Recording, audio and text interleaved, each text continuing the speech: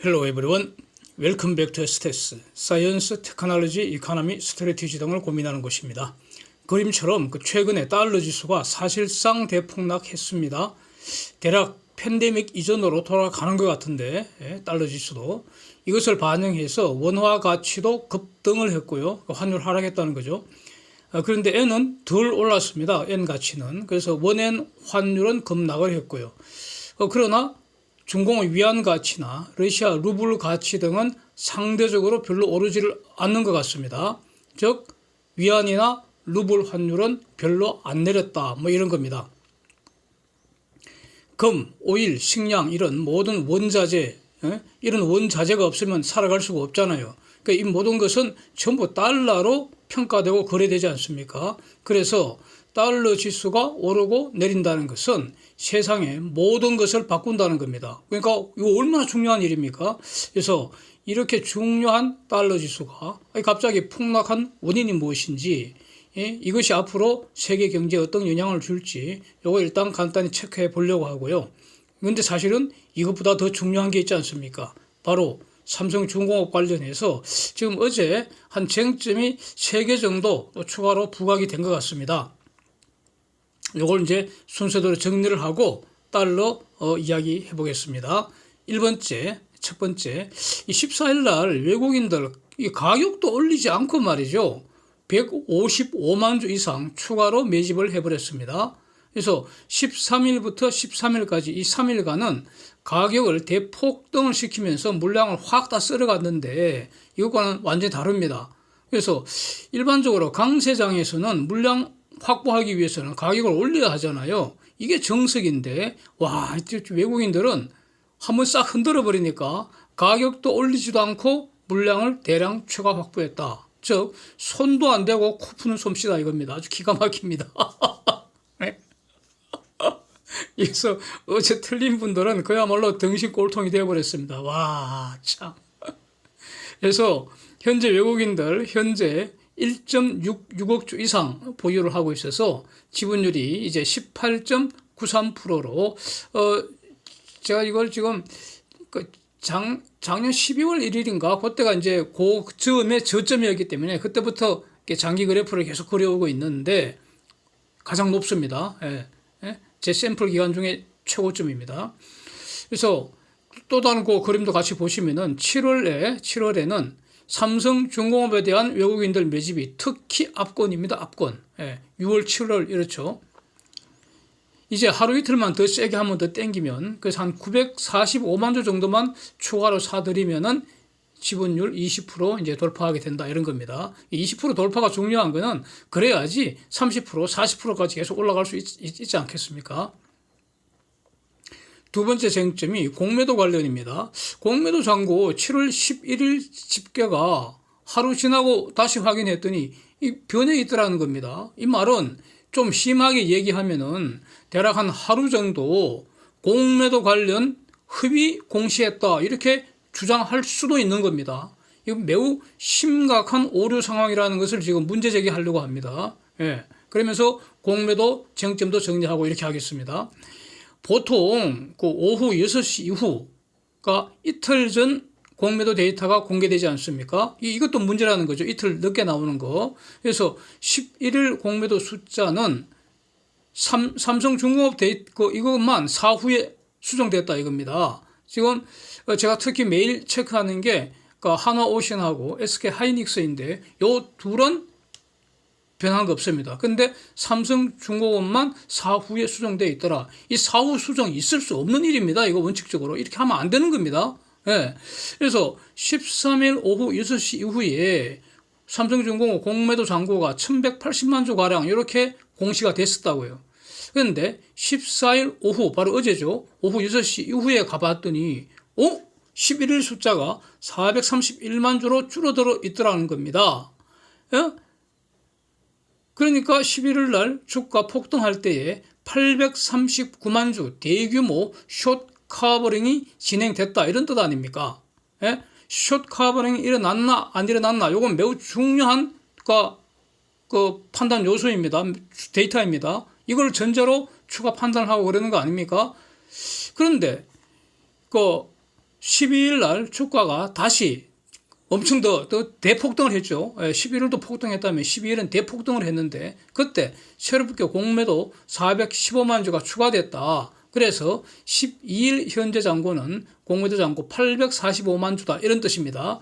그래서 정리하면은 그 최근 직전에 그 공매도 잔고 1,200만 주나 또는 최근 고점이 한 2,200만 주까지 올라갔었는데 거기에 비하면은 최근에 삼성중공업 주가 급등 과정에서 공매도 애들이 시급하고 거의 막 실신 상태에서 손에 왕창 보고 숏 커버링 많이 했다.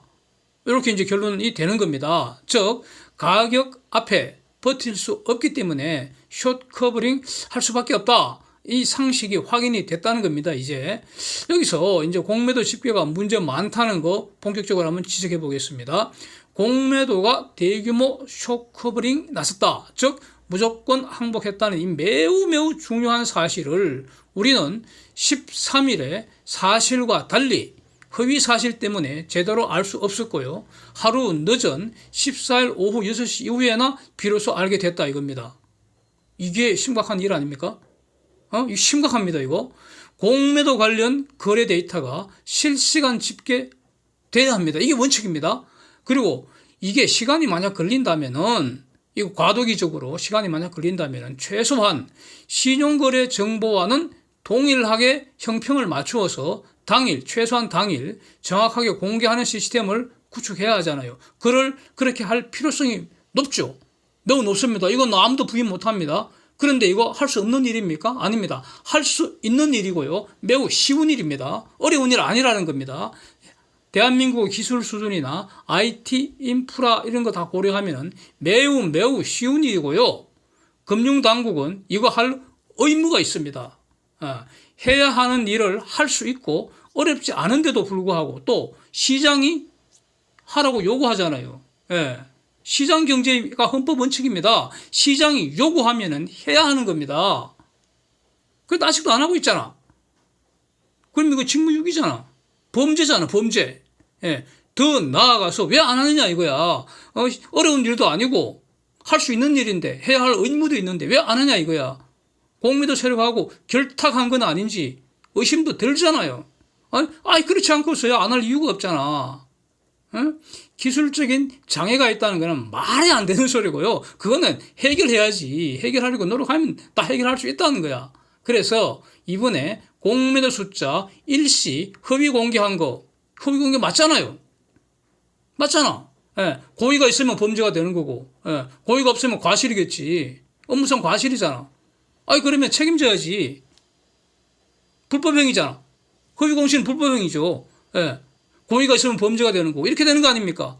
그래서 이거 본격적으로 전국적으로 한번 문제를 삼아서 확 뒤집어 버리자 이거죠. 관련 담당자들 최소한 서너 명 이상 파면시킬 정도로 엄중하게 책임을 물어서 최소한 신용거래 집계와 같은 수준으로 신속 정확하게 공시하도록 당장 해라 이거야. 못하면 나가.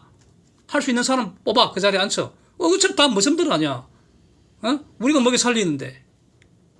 그렇지 않습니까? 우리가 지금 세금을 얼마나 내는데. 그렇잖아요. 우리가 돈 주는 사람이라고. 물주가 요구를 하는데 왜 안 해? 하기 싫으면 나가. 이렇게 돼야죠. 그래서 공매도 없애라는 게 아닙니다. 공매도 제도 문제점을 없애라는 겁니다. 지금 문제잖아요, 이거. 그렇습니다. 이제 공매도 정점으로 돌아왔어요. 하여튼 간에 12일 주가 대폭등할 때 공매도가 이제 415만 주 이제 늘었는데 이게 어느 가격 수준에서 공매도 친 것인지는 그건 알 수 없죠. 그래서 반드시 고점 8,500원 그 근방에서 그 장중 하락하는 시기에 공매도 되었다. 이렇게 볼 필요는 없다고 봅니다. 공매도 선수들도 저 신이 아닙니다. 기껏해야 우리하고 같은 수준입니다. 우리하고 같은 수준입니다. 우리보다 더 낫지는 않을 겁니다. 기껏해야 우리 수준일 겁니다. 아니면 천하 멍청이로 보인다는 거죠. 왜 멍청합니까? 아니, 멍청하니까 대세 상승 초반에 삼성중공업을 공매도를 치고 있잖아요. 삼성중공업 공매도로 벌겠다는 게 이거 완전히 멍청한 생각 아닙니까? 예? 우리 같은 천재들은 어떻게 합니까? 매수 또는 신용 매수해서 딱 기다리고 있잖아요. 5,000원에 공매도 친 것들은 6,000원에도 치고요. 7,000원도 치고요. 8,000원에도 공매도 당연히 칩니다. 10,000원 돼도 치고요. 20,000원 돼도 공매도 칩니다. 이렇게 봐야 합니다. 공매도 자체가 없어지지는 않을 겁니다. 왜냐하면은 공매도 DNA를 없앨 수는 없을 거 아닙니까? 근데 문제 확실한 거는 공매도 친다고 해서 주가 상승 막을 수는 없다 이겁니다. 아이씨, 구덩이 무서워서 장 못 담그겠습니까? 치라면 치라 이겁니다. 다 좋은데 공매도 선수들의 그 종잣돈은 결국 우리 돈이 될 거다. 저는 그렇게 보는 입장인데 현재 그렇다는 겁니다. 현재. 근데 그래서 그건 당연하죠. 그 이유는 이전에 공매도 관련해서 여러 번 말씀을 드렸는데 한마디로 다시 한번 정리하면은 지금 상황에서는 공매도로 벌어봤자 1, 200원, 3, 400원 벌기 진짜 힘들 겁니다. 그런데 사서 기다리면은 최소 수천 원, 수만 원 벌 수 있는 그런 기대감이 있는 거 아닙니까? 지금 상황이 이렇다고 저는 보고 있습니다. 세 번째 쟁점은 이제 11월 11일, 12일, 13일 이렇게 주가가 대폭등한 이 3일간 이 주가 대폭등했다는 것은요. 이게 지금 추세적인 폭등이기 때문에 일시적인 폭등이라고 저는 안 보거든요. 추세적인 폭등이라고 보고 있고요. 이것이 맞다면 그러면 세상이 뒤집혔다 이런 뜻입니다. 혁명입니다. 이건 혁명. 세상이 뒤집혔다고요. 기존의 법과 질서 싹 사라지고 새로운 법과 질서가 탄생한다 이런 뜻입니다. 새로운 질서 탄생한 겁니다. 삼성중공업이 코스피의 최고 주식으로 등극했다. 물론 현대중공업도 최고가 되는 것이고 이렇게 조선주 최고가 된다. 그래서 저는 조선주 중에서는 삼중이 최고라고 보기 때문에 이렇게 표현하는 것이고요. 근데 하여튼 이런 뜻입니다. 완전 세상 뒤집어졌잖아요. 그런데 하여튼 이 3일 동안에 신용 매수 잔고가 이 3일 동안에 살짝 감소를 했습니다. 제가 배경으로 올린 그 사진 계속 한번 그림 참고하시면서 진행합니다. 참고하시기 바라고요. 그래서 저는 이제 14일 어제잖아요. 장중 하락할 때, 요 신용 매수 왕창 들어올 것 같은데 과연 들어올까 아니면 털까? 상당히 궁금하더라고요. 그래서 저는 아마 왕창 들어올 것 같다. 이렇게 저는 기대를 했었거든요. 그런데 지금 숫자를 봤더니 역시나 왕창 늘었습니다. 와. 재밌다. 재밌잖아요. 그래서 제가 지난 봄부터 신용 매수 세력이 앞으로 본격 들어올 가능성이 높다. 그래서 그 신용 매수 세력 앞으로 신용 매수 세력이 추가로도 살 수 있는 물량 한 1,000만 주 가량, 최소 1,000만 주 가량이다. 이런 말씀 계속 드리고 있지 않습니까? 이번에 정말로 그 본격적으로 이 들어온 거 아니냐. 이번에 들어온 신용 매수 이 선수들을 완전히 절정 고수들 아닌가 이렇게 보여진다는 겁니다. 지금 그 그림 보시면은 주가 폭등 이전서부터 신용 매수가 왕창 늘고 있었기 때문에 이익도 엄청 쌓였을 거 아닙니까? 그런데 추가로도 왕창 매집을 했기 때문에 그러니까 그 이익 실현 안 하고 지금 이익은 푼돈이라는 거 아닙니까? 저 사람들 기대할 때 지금 이익이 엄청 쌓였을 텐데 이거 푼돈이라고 본다는 거 아닙니까? 그러니까 왕창 더 매집을 했죠. 와 대단한 고수들 아닙니까? 하여튼 이 투자하는 패턴이 아마 저하고 비슷한 것 같습니다. 저도 14일 어제 하락기에 더 샀습니다. 저는 더 샀습니다. 저는 물량 계속 늘려오고 있다고 계속 말씀드렸습니다. 월요일에도 또 살려고 합니다. 그래서 주가가 대세 상승하는 게 맞다면, 즉 업사이클 지금 초기라면은 그러면은 가격 불문, 물량 늘리는 게 안고 중에 안고입니다.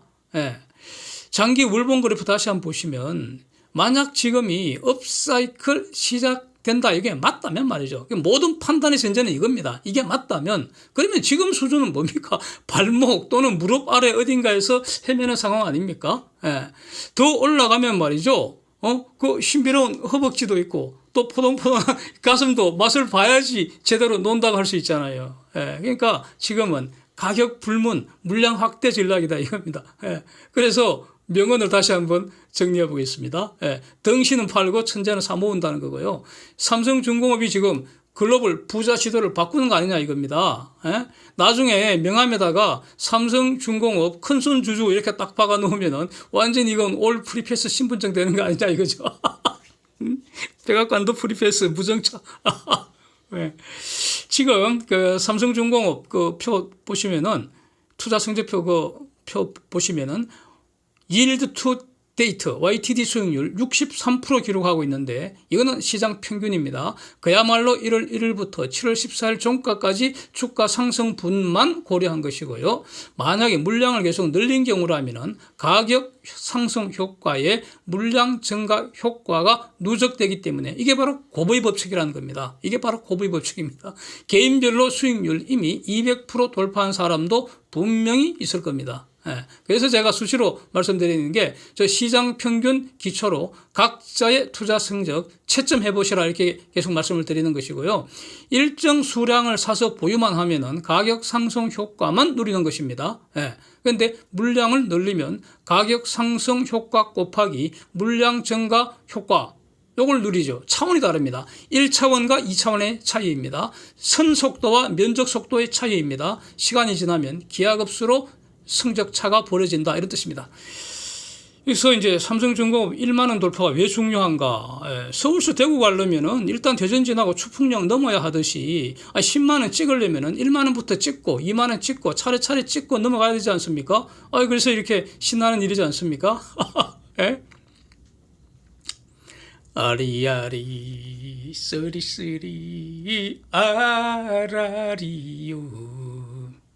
1만은 고개를 넘어간다 1만은 고개 위에 주막집을 짓고 신나게 놀자님과 놀아보세 쾌지나 칭칭 신나게 쾌지나 칭칭 놀자 쾌지나 칭칭 올라라 쾌지나 칭칭 1만 원 쾌지나 칭칭 쾌지나 칭칭 와